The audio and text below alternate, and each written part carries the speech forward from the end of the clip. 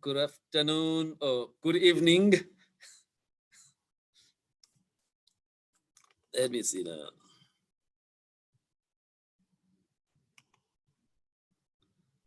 All right. Can you guys hear me? I can hear you. Oh, okay. Lovely, lovely, lovely. Hey, Tabang. Hey, Tabang.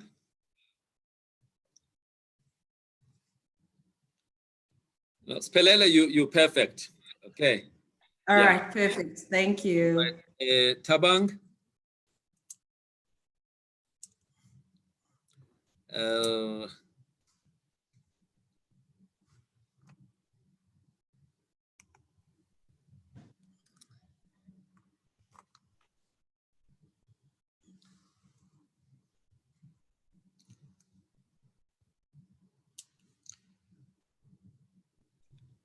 Tabang.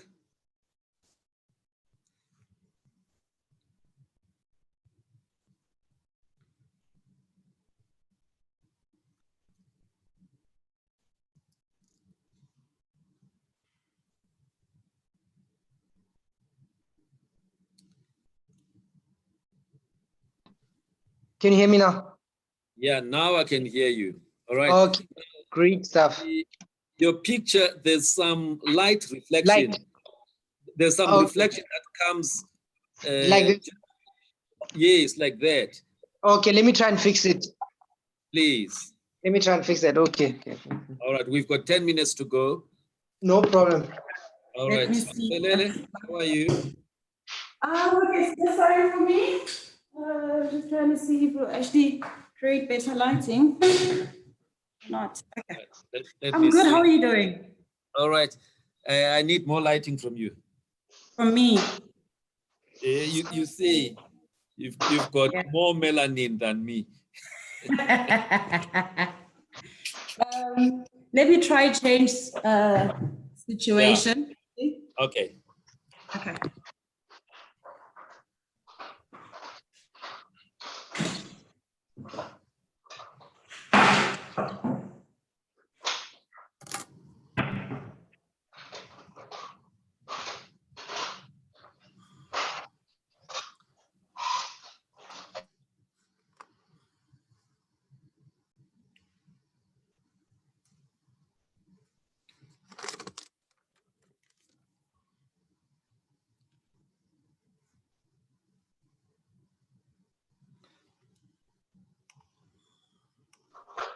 Try this.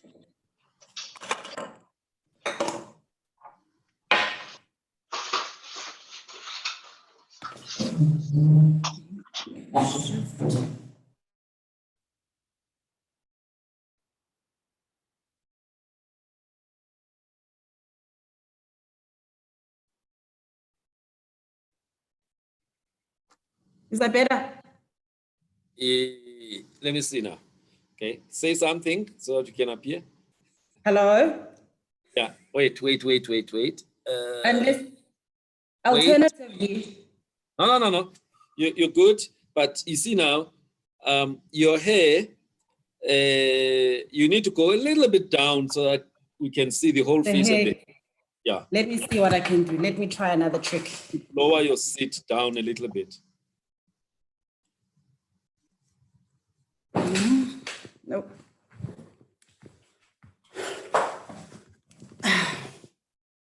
Is that kind of better? Good. Good.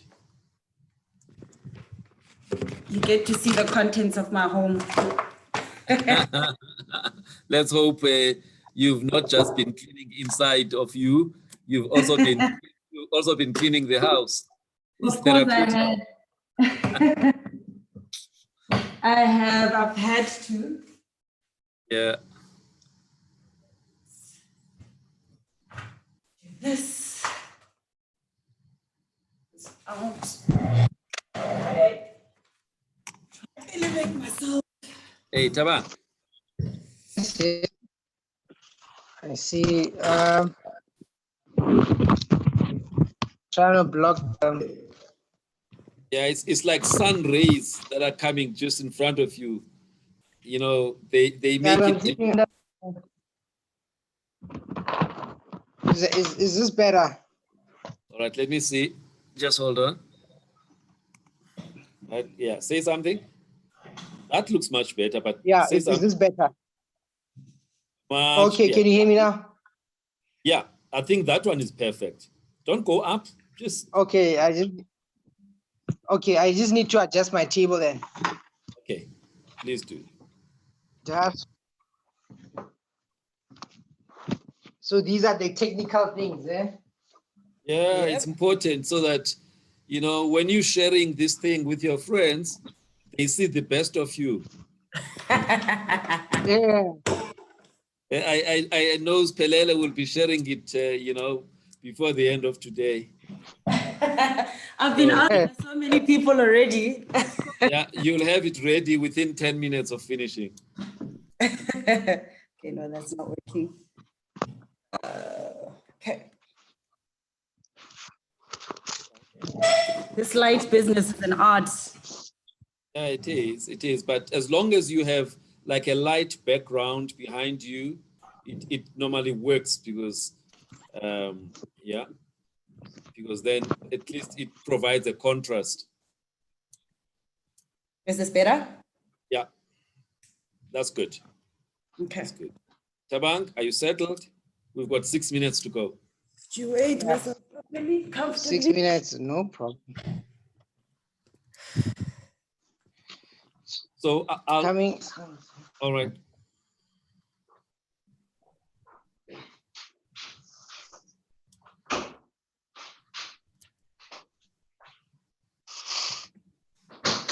So Spelele, I'll introduce both of you guys. Yes. All right. And then after introducing both of you guys and allowing you to like show your faces to the people, I'll start with you and your story. Okay. All right. And then once we've done that, just light stuff. So like I had said in the message, and then I will at a certain point bring in Tabang, Okay. right? Just to talk in general. Okay. All right. But towards the end, I'll bring you back All right. for you to just encourage people, you know, around the issue that you want to be an advocate for. All right. Okay. Yeah. That So it's your works. story at the beginning and then your motivation of other people. You challenged people on your page. So you'll do the same now. Oh, cool. Perfect. I now just need to go check if my cell phone is on silent.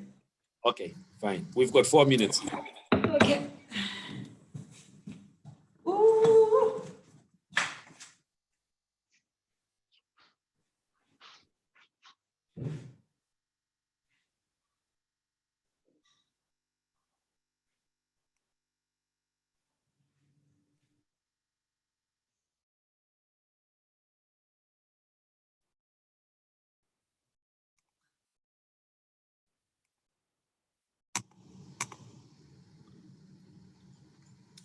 Weber.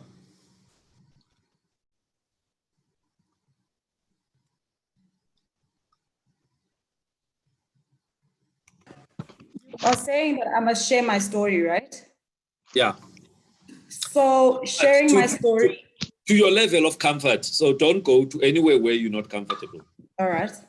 Right. I'll also be sensitive, you know, because this is not a place for you to open wounds that you are not yet ready to deal with. Correct. All right. So we've got 3 minutes to go. So I think just to make sure that we work well, when it's not your turn to talk, if you could just mute. Okay. Right? There's a mute thing there. And then when it's your turn to talk, you unmute so that we, you know, I've had guests a few days ago who were jittery and moving and changing chairs and doing a lot of things, and it interfered with The quality. Yeah. Okay. So we have 2 minutes to go.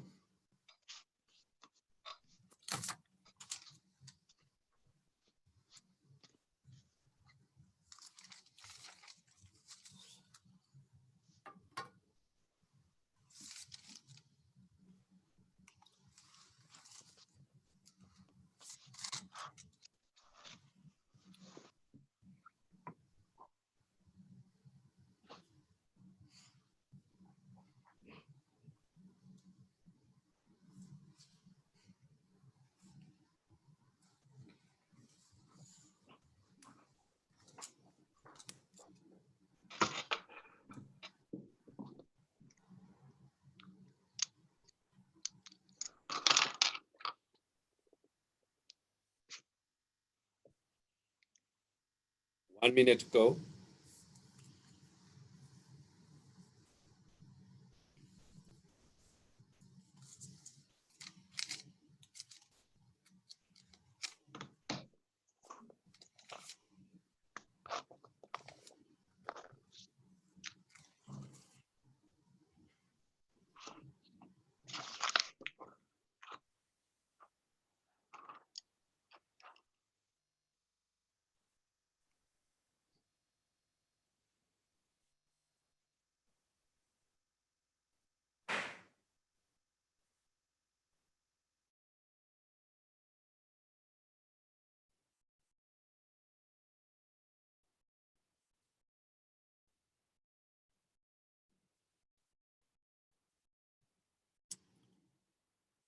Good evening, ladies and gentlemen. Joining us via multiple social media platforms, Facebook, YouTube, and also the Dr. Fundi channel. Welcome to the Dr. Fundi channel. Thank you for joining us. Today, we are tackling an interesting issue.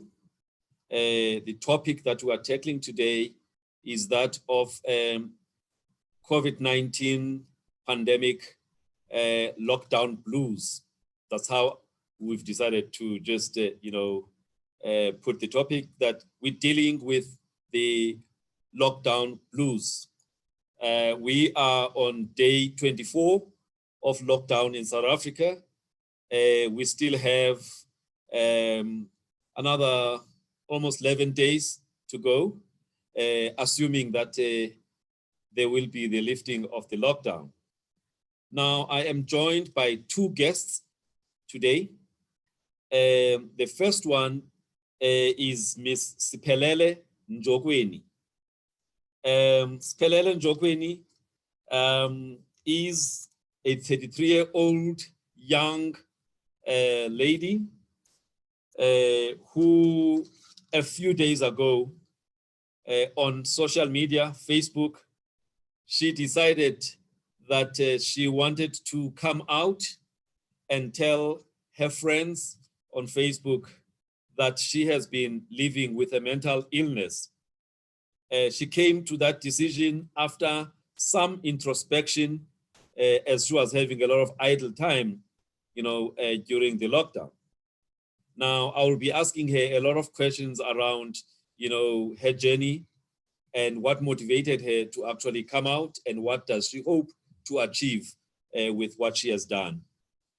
We also have Mr. Thabang Tlaka. Thabang Tlaka is a qualified clinical psychologist with a master's degree in clinical psychology from the University of Pretoria, married father of two girls, a Mandela Rhodes Scholar in 2008. He is also an author of books that have got interesting, titles. The Taxi Philosopher, Corrupting Virgins, Selfie of the Soul. He needs to tell us why he came up with those kind of titles. He is no stranger to radio and TV. He is often invited as a guest expert to commentate on a number of issues. He also does work in the corporate sector, both public and private. Just going back to Spelele. Spelele, I just want to give you a proper intro about her, from her brief bio. She is a marketing professional who works for a fast consumer, FCMG company. She's been working as a marketer for the last 8 years. She's a B social science graduate who majored in psychology and marketing management from UKZN, my alma mater. She went further to do a postgraduate diploma in management, and she is still continuing her studies in psychology. Describing her personality, she says she's outspoken. She says she's bubbly. She's a socialite. She enjoys time out from time to time to recharge. However, she reads a lot. She watches a lot of documentaries. She enjoys traveling, and she enjoys meaningful debates, not useless debates, meaningful debates. And she's passionate about interacting with people. She summarized herself by saying she is the life of a party.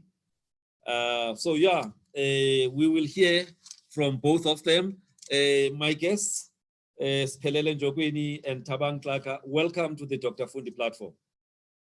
Thank you so much, Dr. Fundi. Hey, Thabang, welcome. Yeah, thank you very much. Right. We are going to start with Spelele, just for her to give a little bit of information around her story, just to take us through her story. And then I'll bring you in.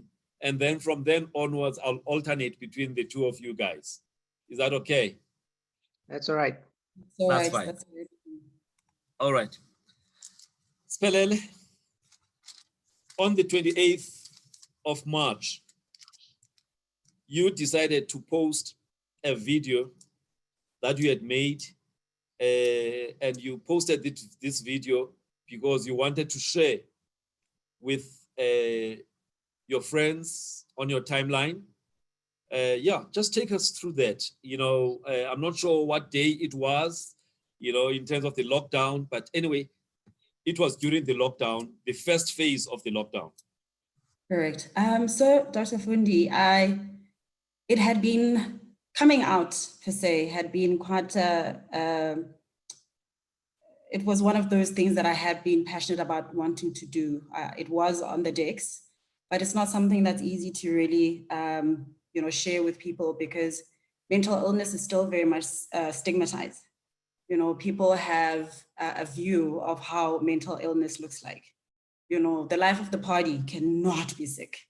The girl who's always wearing heels, who's always got makeup on, cannot be sick. She is always, lovely, bubbly, loud. It becomes quite exhausting for me, especially because you have to hide. How do you then, when people see you in such a different light, how do you then kind of say to them, oh, I actually suffer from this? Because of course you're going to worry that their reactions might be different. Some of them will feel, quite acceptive of it. Some people, will probably be very shocked. And some people might just think that mental illness means that you are mad. You are a psychiatric patient, you need to be locked down. And for me, I think what sparked that passion to actually come out is because I've come across a lot of people who have also been suffering silently in their jobs, suffering silently at home, suffering silently even socially, and it's, and I guess because somewhere, somehow, there's something within me, within my personality, my openness, that actually allows people to freely be able to talk about this. So then I realized, you know what, clearly it's not a Spelele thing. Clearly it's not whoever thing. Everybody is suffering. You know, a lot of people are suffering in silence, and they're hiding about it. And they're not looking for adequate support for it because it's shameful. They're not looking for adequate support because they don't understand what it is. The people around them don't actually understand it. So it's not like you're going to be surrounded, you're not giving people a chance to be able to support. And even those that want to support, they don't know how. So, and another thing, and I think going back to my first point was, I thought, let me be one of the people who actually break the stigma of how mental illness looks like. People will probably look at me and say, oh, she's such a good looking girl, always this and this and this. And it looks like this. It looks like the person who wakes up every day, finding the courage, going to work, going to get her money, socializing, going to, restaurants, sitting with friends, laughing, looking very, happy. And I have to come back and take my pills. I have to come back and face myself. People don't understand when I have the down days. People don't get it. You're not physically ill. You don't have a cough, you're not limping, you're not, so it had become a thing that had weighed me down. And I was just like, with COVID-19 coming through, I just needed to talk about it from a personal point of view, to talk about my fears from a personal point of view.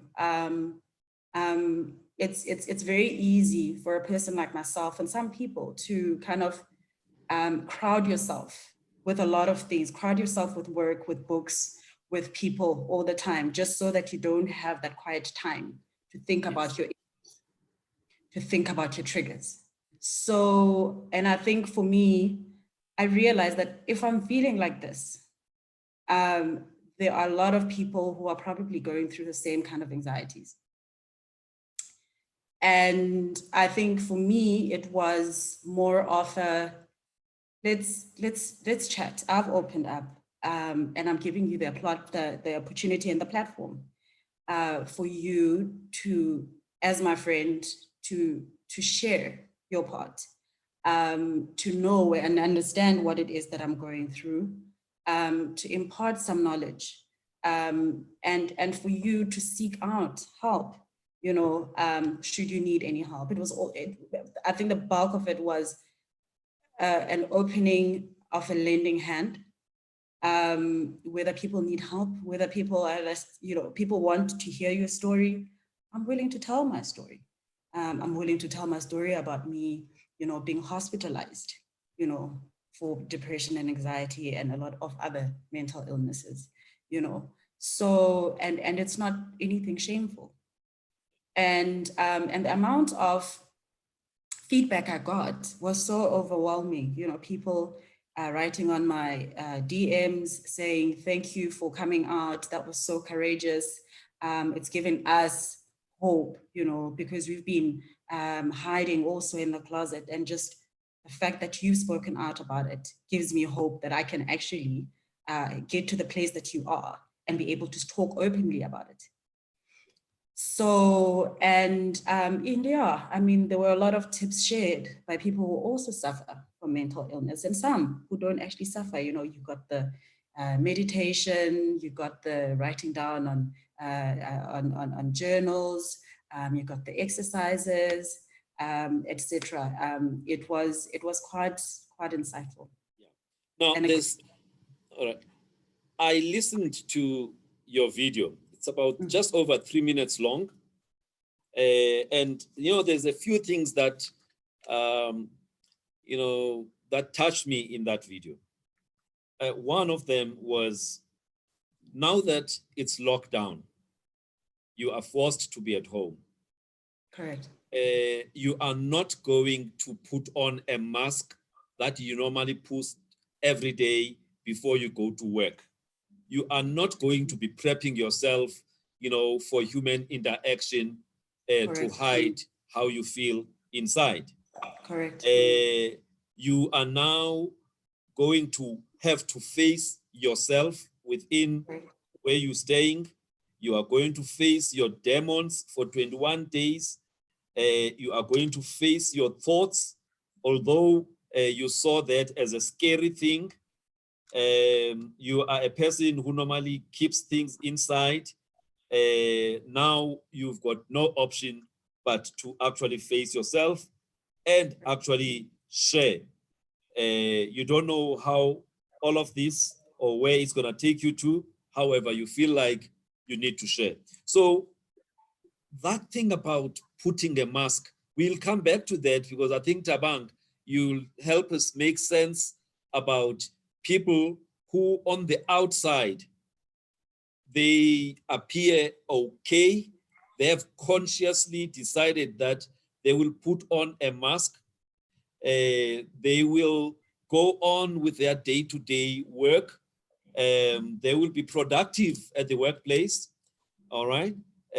However, deep inside, they are going through, a mental illness and other personal challenges. So you will help us with that, a little later. But I think what I wanted to capture was that before she opened up about her situation, she has always filled her time with people around her, with work, with everything. And for the first time, she felt that she is idle. Those things that normally fill her are not there. And it forced her to do some serious introspection. It forced her to focus on things that she knows are difficult to face, but she was courageous enough to actually face those things, and not only face them, but also put them in a video format to share with the rest of the people. So let's come to Tabang for now. We'll come back to you, Spelele. All right. Tabang, you are a qualified clinical psychologist. I'm sure this type of story that Spelele is something that you are familiar with. A lot of us, we are what I normally say, we are walking wounded. And I'm not talking about physical wounds, but I'm talking about emotional wounds, emotional scars. Please take us through, firstly, just what did you pick up from her story? What do you make of her story? And I told her that this is not a therapy session, but it's a session for us to talk about, what she chose to do by publicly coming out and declaring to people that I've been living with depression and anxiety. And this is me. This is the face of mental illness. I'm still the same person that you know, but I'm choosing to now take you, inside of me and make you know what I've been dealing with. Yeah, Tabang? No, thank you very much. And I think, can you hear me? Yes, very well. Okay. Yeah, no, thank you very much. I think Spelele has been extremely brave, because what she has done, she has actually shown some form of leadership. There's that quote about the wounded healer heals best. And, there's this thing that she understood and was experiencing, and somehow as I was listening to her, she mentioned that then she felt that she could share it, but also in the hope that others would share their own story. So she's been brave in that sense. And there are many Speleles out there, the walking wounded, as you put it. There are many people who have personas. They have these masks. We have our public self and our private self. And in our public self, we look organized. We are afraid to tell people that perhaps we're not okay, that we're struggling with some things, that if we dare share what we are experiencing, there's this stigma that people will judge us, people will think we are crazy, people think there's something wrong with us, they cannot relate to us, and as you are speaking, I thought of the story of that German pilot a few years ago who was flying from Spain to Germany. And this pilot was struggling with a mental illness, and then he had been always struggling, but he hid it. And so one day he gets in a plane, as flying over the French Alps, he locks the door and kills over 130 odd people with him because somehow he could not tell his colleagues and share. And so even in South Africa, we have great professionals who are struggling, but because the society doesn't say allow for people to express themselves, then people end up in trouble. Then there's a day of reckoning where somebody is acting or pretending to be all together, and one day something happens and then they have to face what they face. So those are some of the things that came up. And the other thing that stood out for me was, you know, in life we have these disruptions. Perhaps you were working, everything was fine, and then perhaps you fell ill. And when you get ill, fortunately, you might be admitted at a private institution, and you might have access then to professionals, psychiatrists, psychologists, who might then tend to you. But sometimes maybe it's a funeral, or something major happened to yourself, and then you got the time to reflect. What's happening to us now in this situation is that everybody has the opportunity to sit and reflect, to face themselves, and we distract ourselves with a lot of noise, a lot of activity. But what Spelele alludes to is that an opportunity came about where a lot of people were then able to reflect and think about what it is that they're going through. And some of us like the things in our heads and some of us not. But I think it's a beautiful thing that she came out. And so we have to talk about this public self and this private self. That those of us who are struggling should not necessarily be afraid to talk about our mental illness. And lastly, the idea that, you know, we think when somebody has some mental issue or mental health issue, we think this person must be crazy. But there are numerous ways a person could be struggling, you know, and we need to tease that out in our communities, because we also believe, you know, if you're African, you're either being bewitched or these things don't affect us. So those are some of the things I was picking up. She was talking. Yeah. Now, you know, you touched on the issue of stigma in society. She also touched on this, that is, Pelele also touched on this, that there's a lot of stigma when it comes to mental illness. She actually used the words that people don't distinguish between the different mental conditions. You may be having a mood, you know, a disorder. People think that you are crazy. You are psychotic, you know. So how important is education of the public? And I wanna ask this from both of you, you know, guys. How important is actually creating awareness and educating the public about issues of mental health and issues relating to mental illness? Let me start with Pelele. So, Doc, it's I think it's one of those things that I find to be imperative for each and every disease or disorder that might come out that affects a lot of people. I think people deserve a chance to actually understand what led us. I think also probably also even with the medical profession, the medical professionals, you know, our government, it's not just a mental wellness day. I think just, you know, just putting it on as just a day doesn't serve it, you know, it doesn't serve justice. It doesn't quite do the justice. A lot of people, I mean, don't really even find the time. A lot of people are not even interested to know about it. And that's because people think mental illness is foreign. It's a foreign thing that happens to certain people only. And I think a lot of people think that we are immune. I don't know these things, so therefore, why should I be interested? You know, tell me about diabetes, something that I know, and you know, it's okay.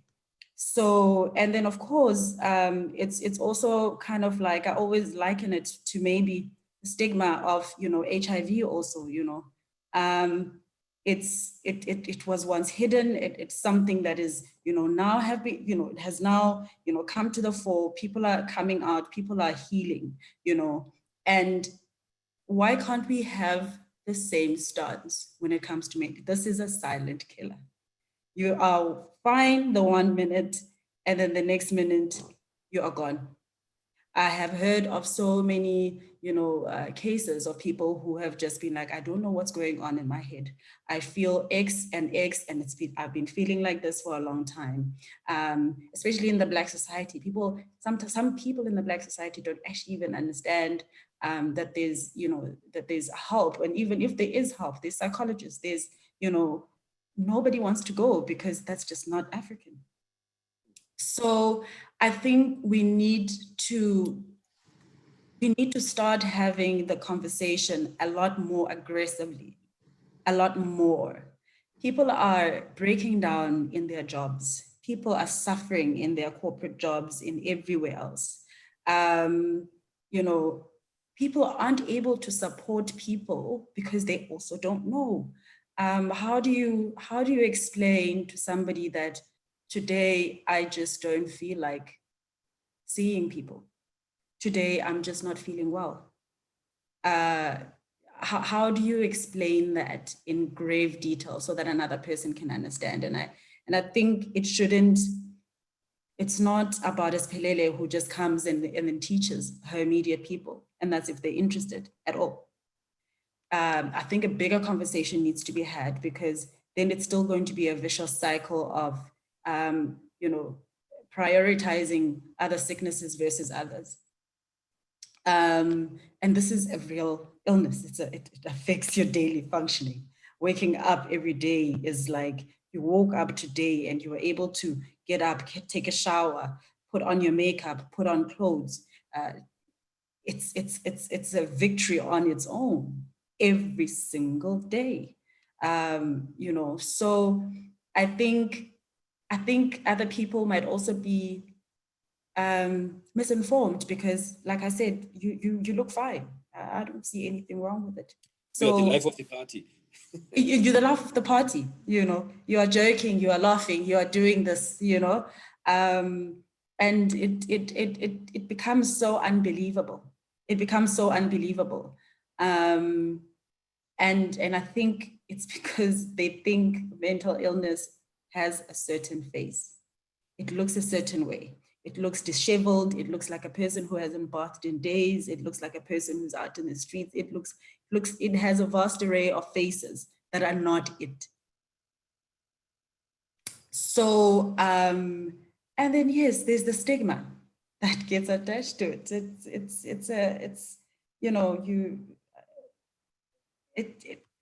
That's another thing for me that I think, because then for me, it's okay, because I come from a background where people can easily understand this. But what if I go into a background where nobody understands this? You'll get labeled as maybe lazy the other day because you just didn't want to wake up. You will be labeled as sloppy. You will be labeled as this. You'll be labeled as moody. You will be labeled as all kinds of different labels. And those don't even help.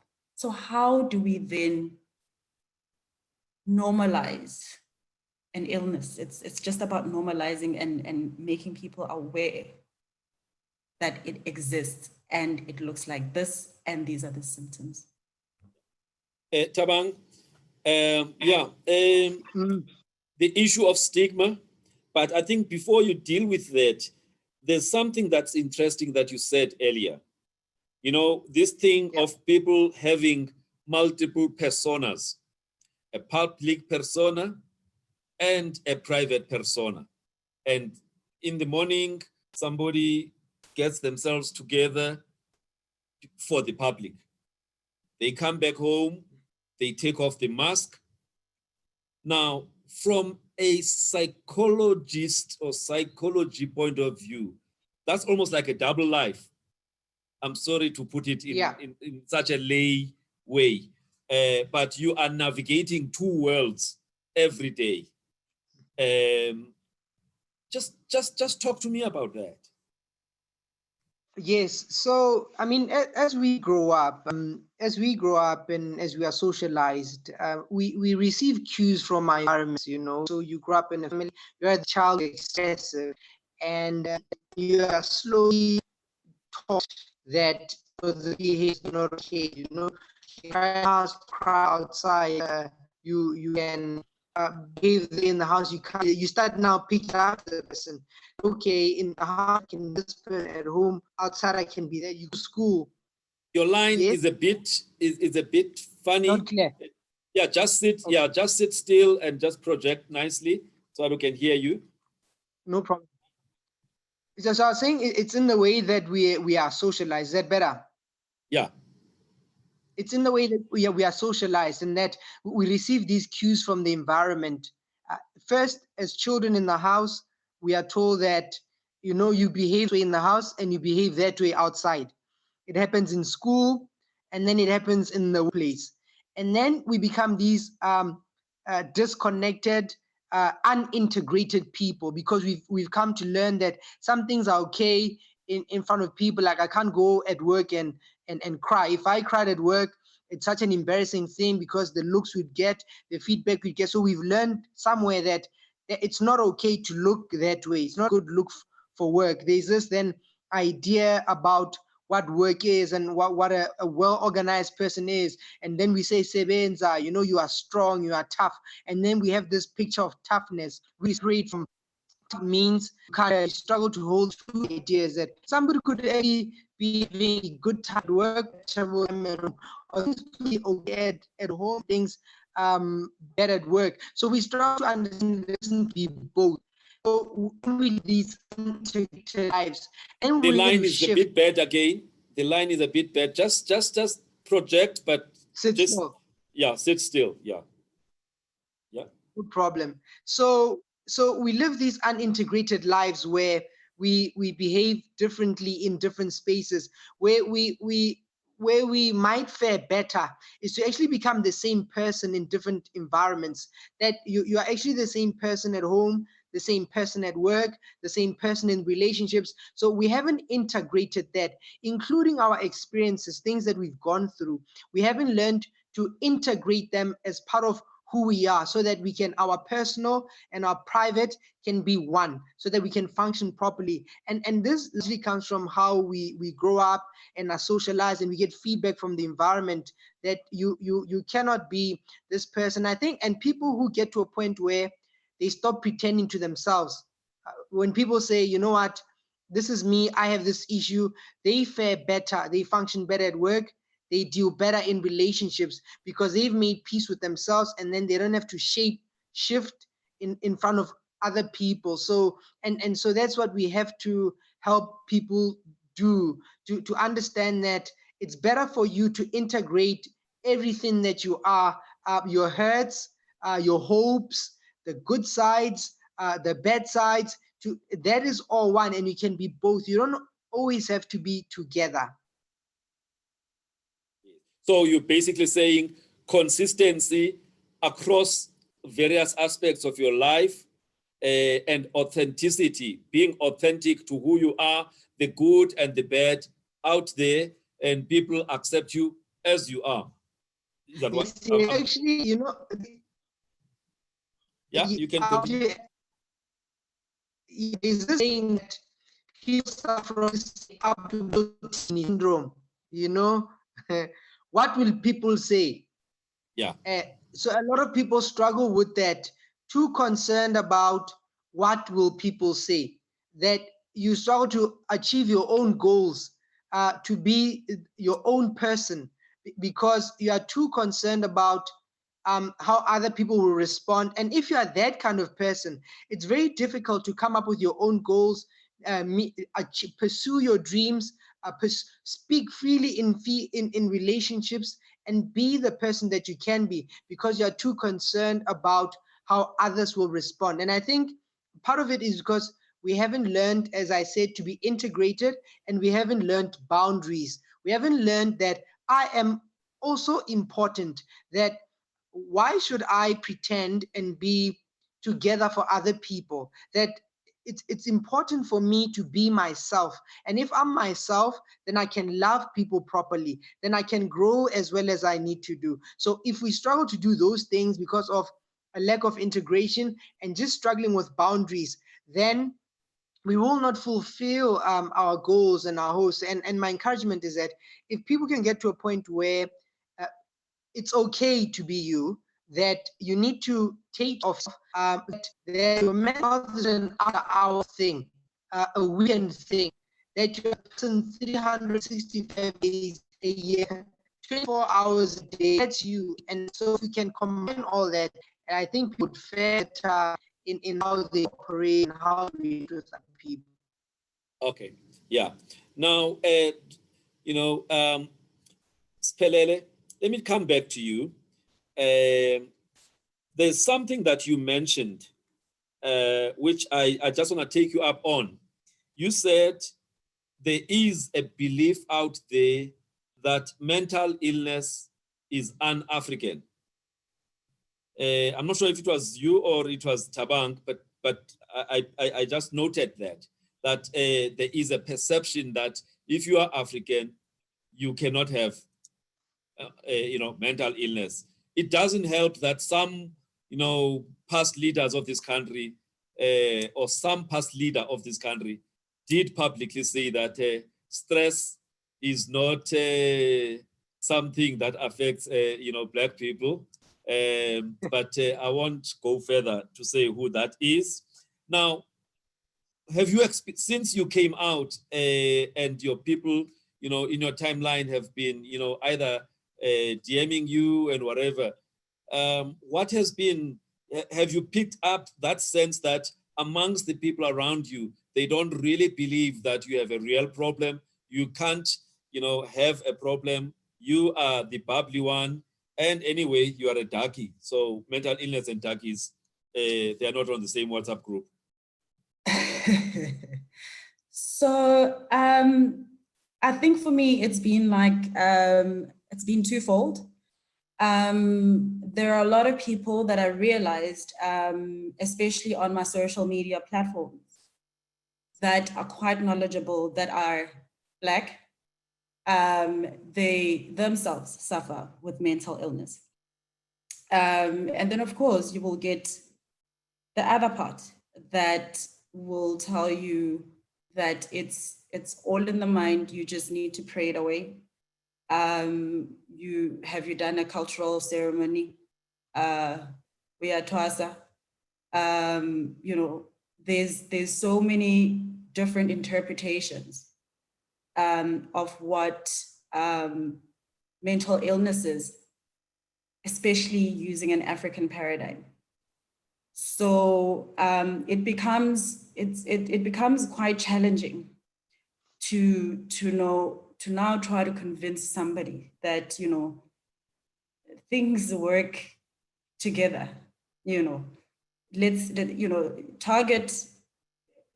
Target what you can fix this way. Like for me, I don't have a problem with going to my psychiatrist. I don't have a problem with seeking my psychologist. I mean, I see them quite often. And somebody might easily be like, oh, but that's a waste of money. Why go to those platforms when the African way would be X, Y, Z? So I find that there's always those two streams of people that will come with, that kind of response. And I always kind of get stuck, because then how do you then try to relay to a person who knows nothing about it, who just believes that it's a spiritual thing, therefore it will go.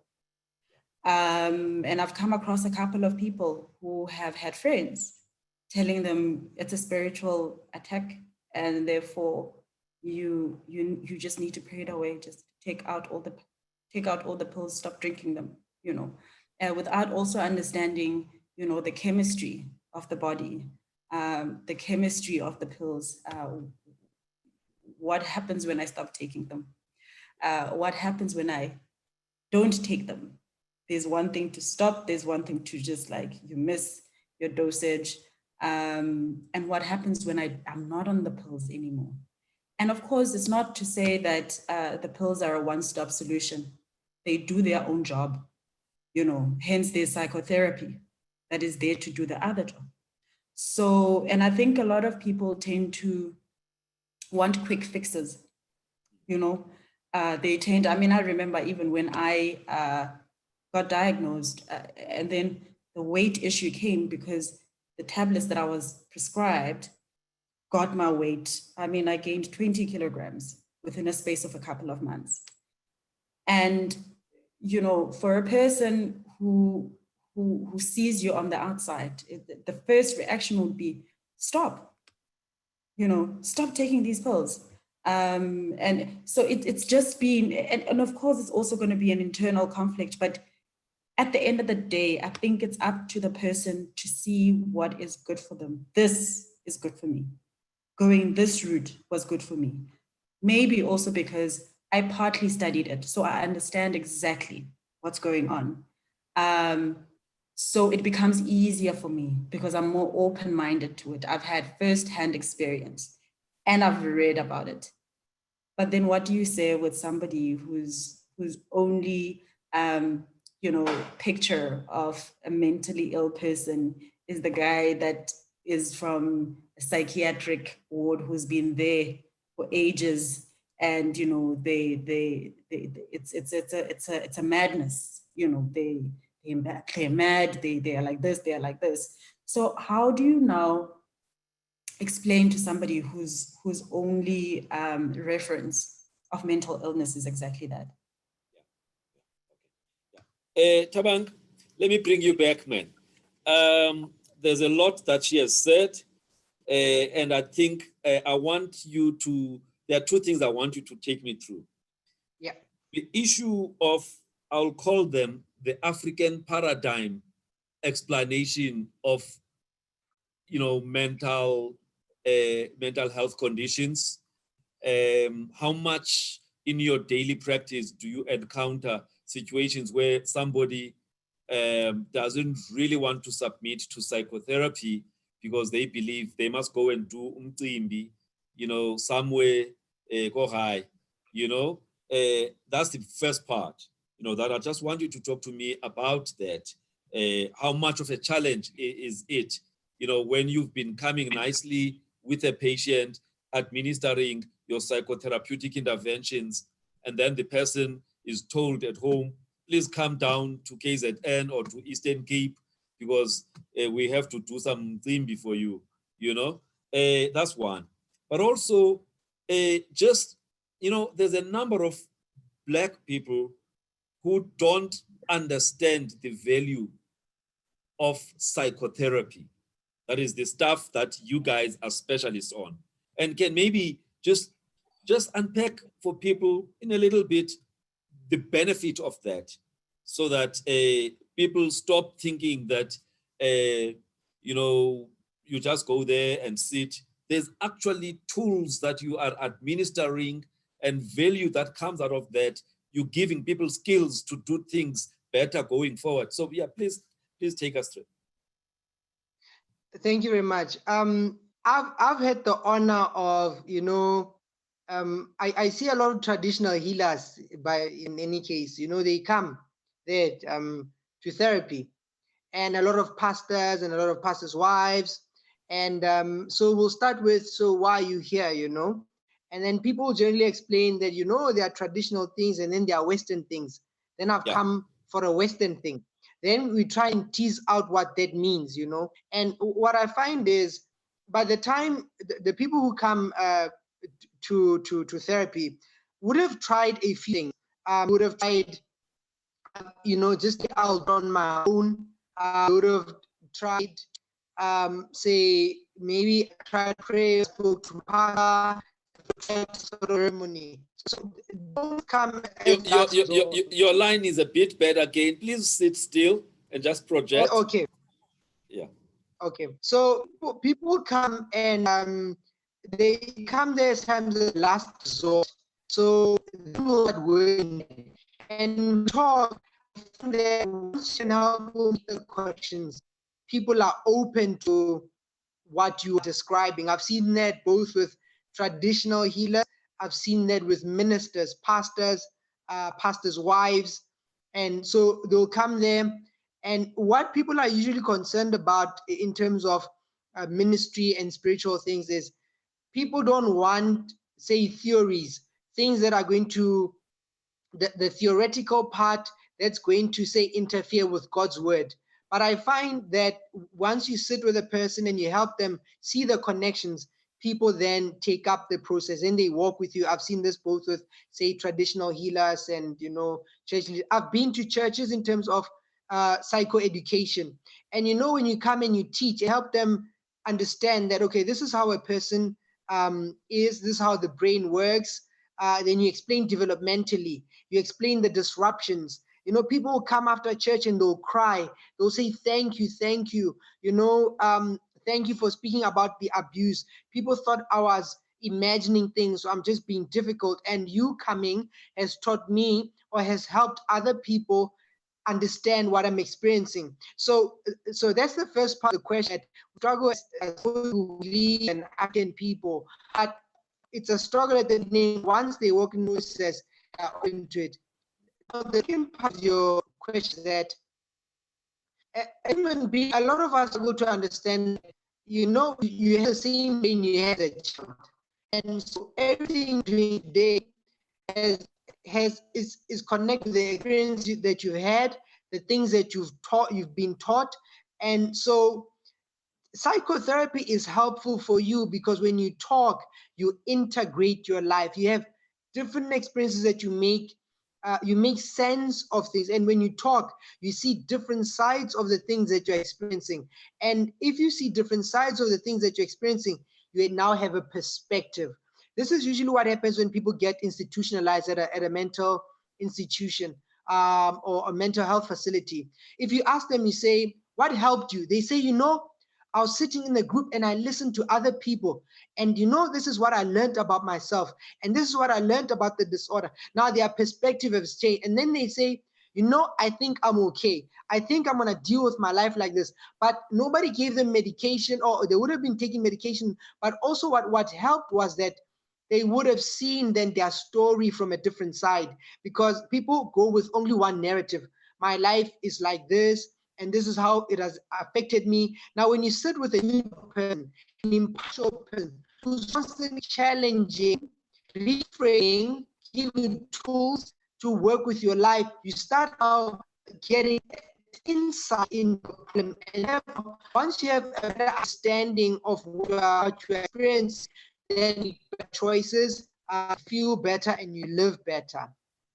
So that's the benefit of therapy. You get a different perspective, and which gives you room to now operate and function differently going forward. And you guys are also able to help people to strengthen their coping skills by administering different interventions so that they can cope better with things, you know, as they journey through life.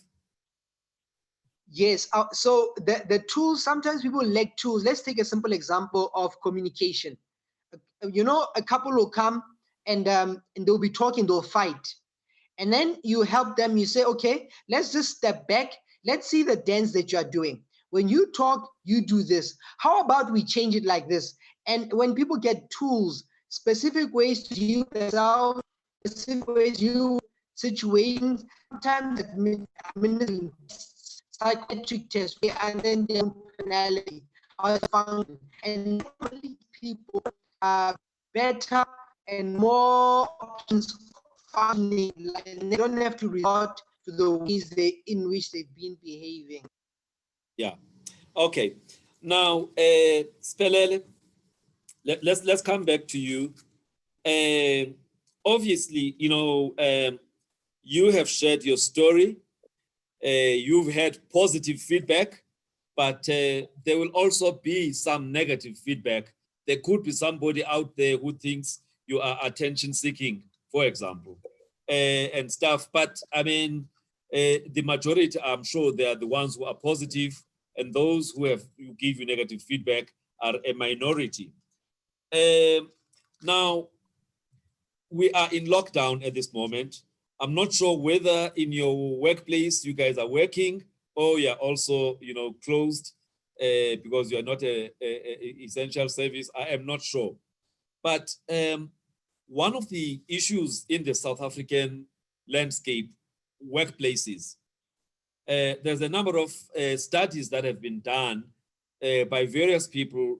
University of Stellenbosch has done some study, I think Professor Lund with others, but also the London School of Economics and Social, whatever. They also have done a study. And both these studies have shown that in South African workplaces, at least 25% of people have a mental illness. In South African workplaces, at least a quarter are going through a mental illness. The one that was done by the London School of Economics was comparing South Africa with 7 other countries like China, Brazil, the US, the UK, and all of that. And what they found in that one was that South Africa was around 25. However, the other countries, Canada and all, were somewhere around 16.9%. So basically, the numbers of people with mental illness in the South African workplaces much higher than most countries. That study confirmed what was done at Stellenbosch. And what they also found at Stellenbosch was that of these 25% of people, that is, if there were 100 people, 25 have got a mental illness. Only a quarter of that 25 actually seek help and are open about their illness.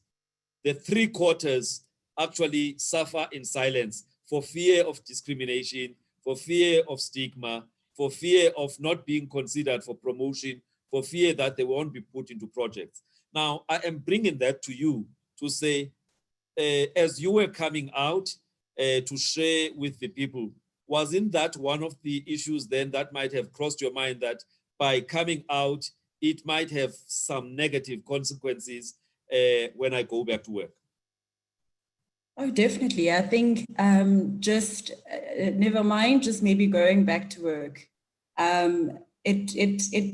For me, I saw it as it could potentially be career suicide. I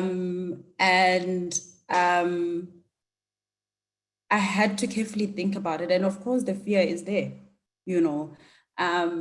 companies tend to,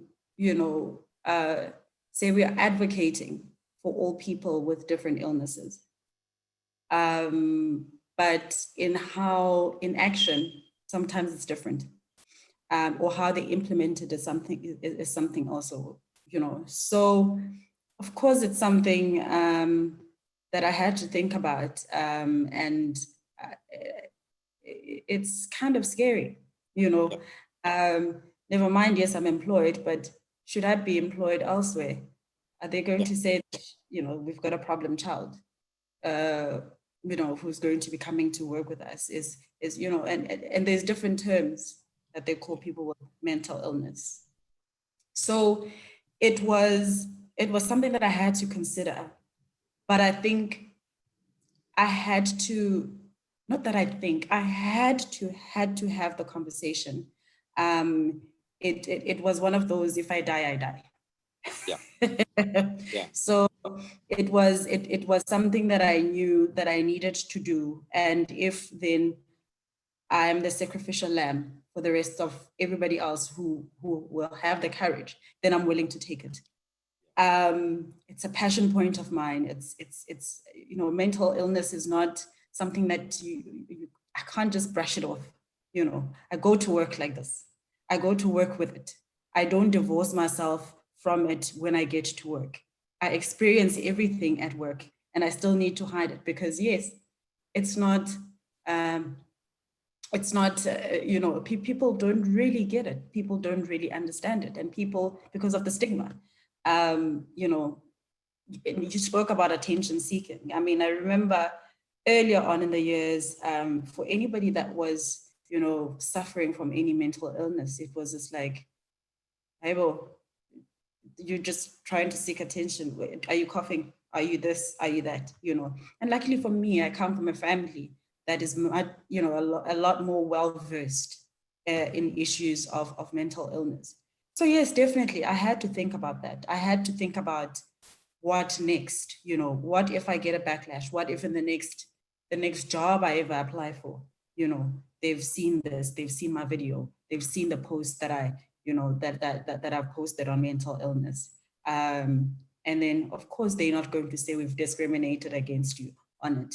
But you, at the back of your mind, you always have that anxiety that it might have a backlash. So yeah, those are part of the fears, but it's something that I was so passionate about that I said it has to happen. So do you guys have what is referred to as an employee assistance program within your workplace, where there's an external service provider that provides telephone counseling and even face-to-face counseling services paid for by the employer? You've got that in your workplace? Yes, definitely we do. But for me, I have my own psychologist and my own psychiatrist whom I consult for my own reasons. Yeah, but you know, companies do have those outlets. How effective they are, I'm not too sure. But there might be a benefit, not in necessarily changing your professionals, but making the people in that program aware, so that should there be a labor relations issue relating to the fact that you have disclosed, then it protects you because you are known in that program. Correct. Right? Obviously, there's confidentiality, there's privacy and whatever. So not you changing your people, no, but the program knowing that there is a Spelele who, you know, is undergoing, you know, therapy and whatever, so that should it be used against you, then it can create a situation. But anyway, let's leave it there. Now, Thabang, the issue of people thinking that if you've got a mental illness, you are not going to be productive in the workplace. You know, can you just dispel that type of myth? Because so many people who are living with mental illness are actually very, very productive. And therefore, living with a mental illness is not equal to somebody who's being carried by others. Yes, which is a good question, because you know there are mental illnesses that actually make people very practiced. One of the things your line, man, I don't know. I'm struggling because can you just try again? We've only got 5 minutes to go. Can you just try and? Nope. I hope. Yeah, I think it. I think it's my device. I'll try and adjust something there. Yeah. But mental illness does not equate to not being productive. Some people actually with a mental illness, that's how they cope, or even you know, they spend a lot more time at work. So mental illness, people can function very well. You know, somebody could also be struggling with an alcoholic problem, but they could be very productive whilst they are struggling. So it's not true to say that when someone's struggling, they will not be able to produce results to show at work. And the benefit of somebody, the benefit of struggling with a mental illness is that you can do something about it. There are a lot of people struggling with mental illness who are doing what they need to do. It's just that the environments that we find ourselves in, they are not perhaps accommodating to people like that. But I noticed that there is a shift in that, you know, if you are not struggling with a mental illness, perhaps it's your wife or your child, and maybe you are the manager, and when somebody comes and reports to you in HR, you are able to have some sort of understanding. But a lot of people who are struggling with a mental illness, because we don't know about it, are doing their work. We only get surprised sometimes when maybe if there's some adverse event. And so it is also wrong to, to discriminate against somebody because they have some sort of problem, or you imagine that they will struggle and be as productive as someone else, which is not true. Yeah. All right. Now we've got only 2 minutes left, and I thought, this morning I normally send motivational messages on my timeline. So thinking about the people during the lockdown and what people should be doing if they feel idle, I came across something that says, people can fill up the time by acknowledging their feelings. They can journal out their thoughts. They could actually set limits around, watching the news. They could actually shake out their emotions by playing music and dancing. They could actually focus on a passion project, which they didn't have time to focus on, during the busy time. They could even, organize some virtual hangouts, through Zoom or through Skype and whatever. So those are just the tips. Now, I want you to give us some tips. I want you to give us some tips for the people at home. How do they maximize and optimize the time that they have, at home? Spelele has used it optimally by doing introspection and looking at her life and everything, and she came up with a decision which she's executing now. And she wants to be an advocate for mental health going forward, whatever the consequences. That's a very good thing, because it's just not about her, it's about how to make a difference to other human beings. And it is something that she had to do after doing a lot of introspection during the lockdown.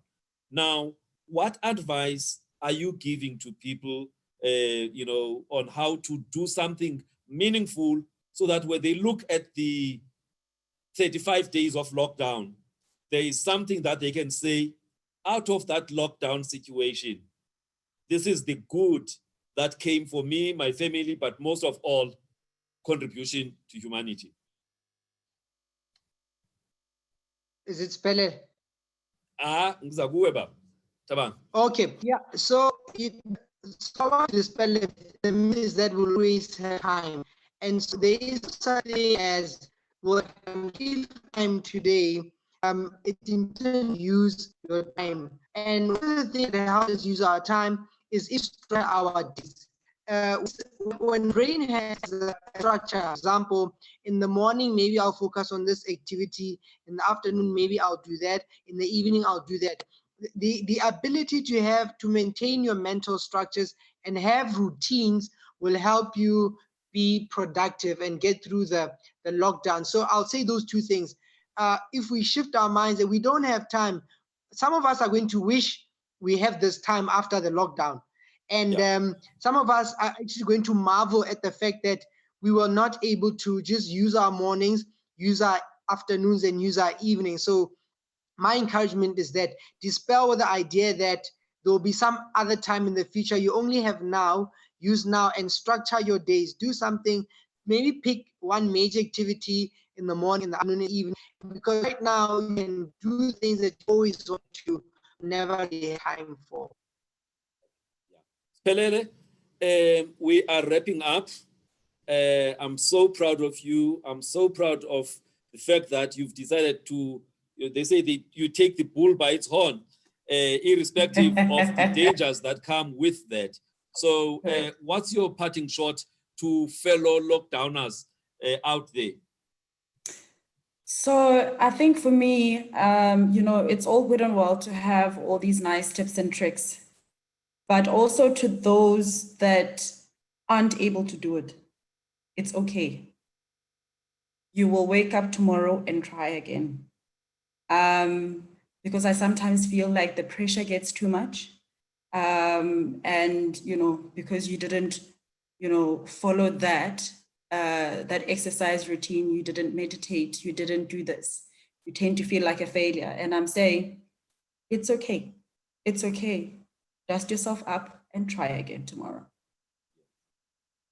On that note of dusting ourselves during the lockdown, we have come to an end of our, you know, transmission. I hope that our viewers via the, you know, multiple channels that are connected will have picked up one or two things that will make them to look at the remaining 11 days of the lockdown with some positivity, and will do something that they can be able to tell their grandchildren that during that once in a lifetime, you know, period of the lockdown, this is the upside of that lockdown. So let's not just look at the negativity, the fact that we are sitting in our homes, we are flooded by negative news. There's a lot that we can actually feel we are blessed with if we can just make a choice to use this time profitably in a way that benefits not only ourselves, but also others, you know, on this planet Earth. So I want to say goodbye and thank you to everyone who joined us. We will also come back tomorrow with something interesting. Thank you very much. And thank you to my guests. This would not have been the success it is without you guys sacrificing your time. So I thank you very much. Thank you, Doc, for having us. Thank All right. you. Thanks. Okay. All right. All right. Bye.